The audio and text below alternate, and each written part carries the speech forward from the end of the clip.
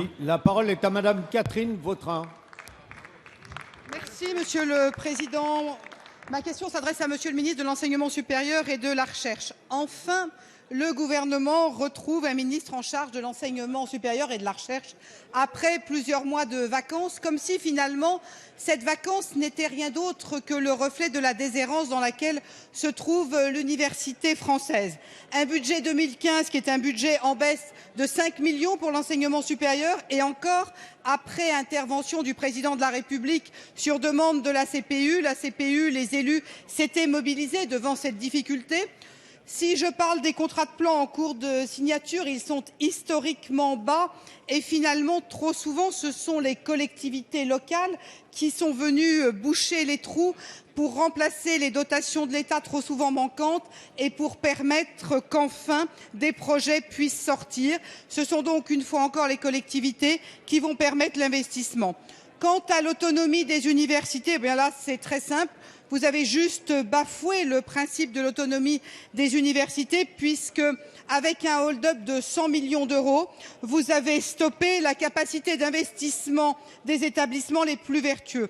Alors, je pourrais continuer comme ça sur l'état déplorable des campus peu attractifs pour nos étudiants.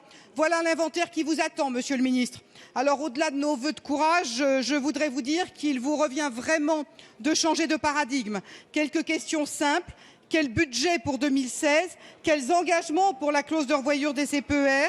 Pour la vie étudiante au-delà des comités Théodule, à quand des moyens, des actions concrètes? En un mot, les collectivités sont prêtes à vous accompagner. Il reste un seul absent. Que va-t-il faire? C'est l'État. Nous attendons vos réponses. Merci Madame Vautrin. La parole est à Monsieur Thierry Mandon, secrétaire d'État chargé de l'enseignement supérieur et de la recherche. Madame la députée, je dois vous remercier de votre question qui, finalement, est l'occasion pour moi de d'abord saluer, contrairement à une partie de votre question, les efforts qui ont été faits ces dernières années en matière de scolarité, d'enseignement supérieur et de vie étudiante. Vous avez oublié dans votre question, et je veux y voir un oubli tout à fait fortuit, l'effort considérable qui, depuis le début de ce quinquennat, a été fait pour améliorer les conditions concrètes des étudiants dans les universités. Je veux dire l'effort en matière de vie étudiante qui a absorbé à lui seul sur plusieurs exercices depuis 2012 plus de 300 millions d'euros de crédits supplémentaires en développement des bourses, en amélioration du système de scolarité des étudiants. Et il me semble qu'au moment où la démocratisation de l'enseignement supérieur est un objectif partagé par l'ensemble de la nation, cet effort qui a été piloté par Geneviève Fioraso mérite d'être salué comme il convient. Évidemment, avec ceci, et là je partage un certain nombre de vos interrogations, nous n'en sommes pas quittes.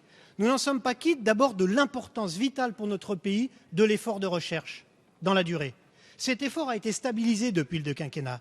Il n'a pas bénéficié de surcroît de crédit dans les difficultés budgétaires que nous avons connues. Il n'a pas non plus été l'objet de coupes budgétaires, mais il est absolument certain qu'au moment où nous redéfinissons notre stratégie nationale de recherche pour les années qui viennent, les projections en termes budgétaires des années, des crédits qu'il nous faudra trouver sont très importantes. Et de ce point de vue-là, nous devons relancer un certain nombre d'investissements avec l'aide de l'Europe, avec l'aide de l'Agence nationale pour la recherche et avec l'aide de l'Europe. Bref, je ne doute pas que nous aurons sur tous ces bancs l'occasion, dès les prochaines semaines dans la discussion budgétaire, de trouver les moyens d'une relance de l'effort indispensable pour notre pays.